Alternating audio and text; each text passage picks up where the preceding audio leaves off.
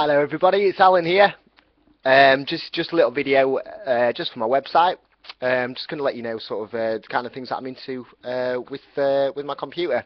It's an IT interest video basically, so I'm just going to run through some of the things that I enjoy doing on the PC.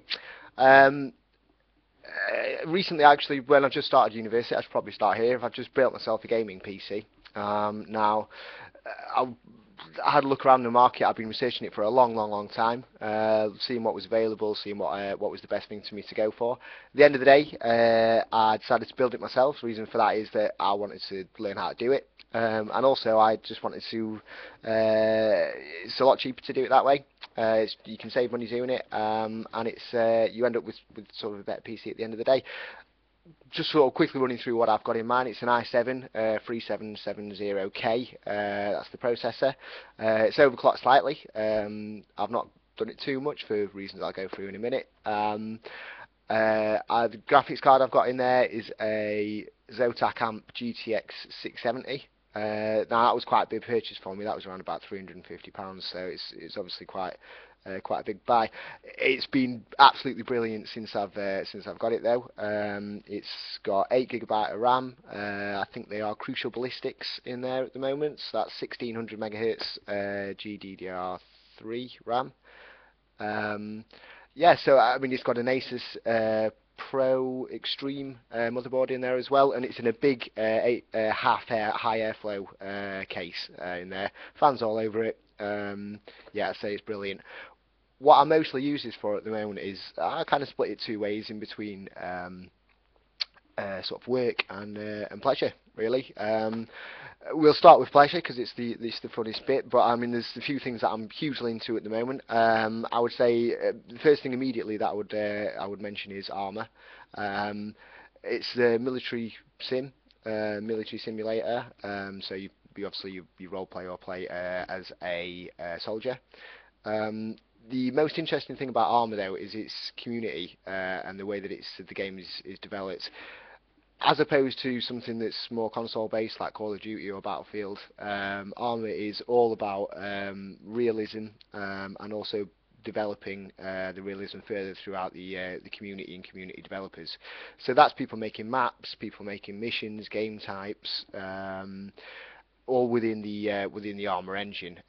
One of the joys of the Armour engine is that it's so flexible, and also that there are so many different sort of levels of realism in there. So it takes, for instance, into account things like broken bones, food.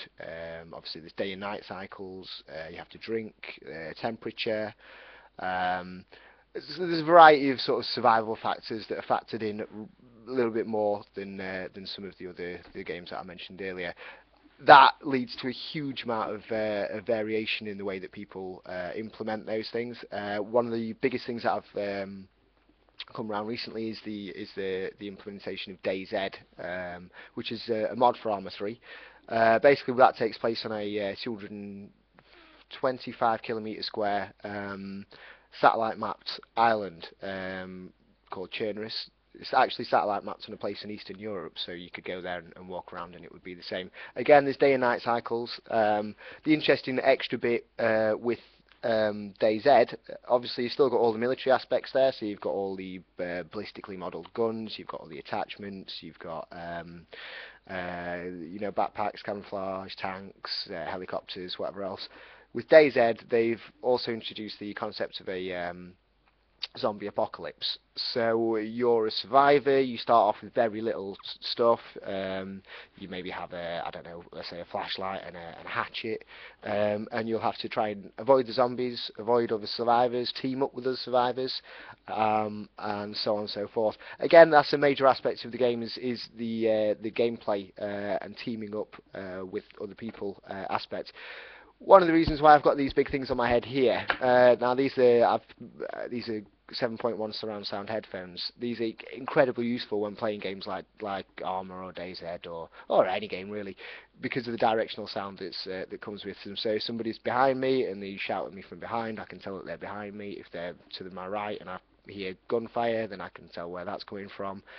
If I hear a helicopter, I can, have a look around and sort of find out what's going on and where it is, and it just helps a huge amount. So that's one thing that I'm hugely into at the moment. Anyway, I'd say with what I've been bringing to that, I've been trying to develop maps and mission types for Arma 3. Arma 3 is currently in alpha. Arma 2 is what DayZ was based off.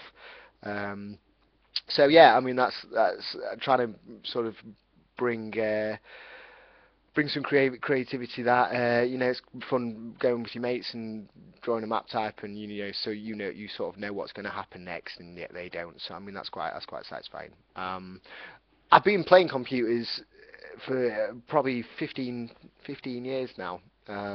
Probably longer, 15, 20 years probably.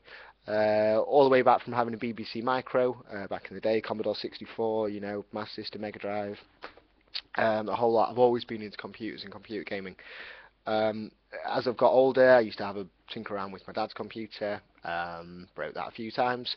Grow up, got my own computer, and it's just gone on from there really. So yeah, it's something that occupies my daily thoughts and mind, but it's something that I wouldn't want to be without. With the others, as I said earlier, there's the other side of the IT thing to me as well, which is obviously going to be a professional side to it. Now, with what I've been doing at university, I now have sort of a big interest in programming, 3D modelling, level design, character design, stuff like that. I've done a few things at uni already that's really pushed me towards that. So I mean, I tend to use Photoshop a lot, animating in Flash. For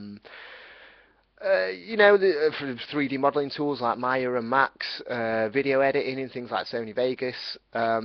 Yeah, just a huge amount of stuff just to keep everything moving forwards. I'm hoping to start a YouTube channel and start producing a bit more stuff. I have got one at the moment. There's not a huge amount of stuff on there, but really that's something that I'm going to want to do more of.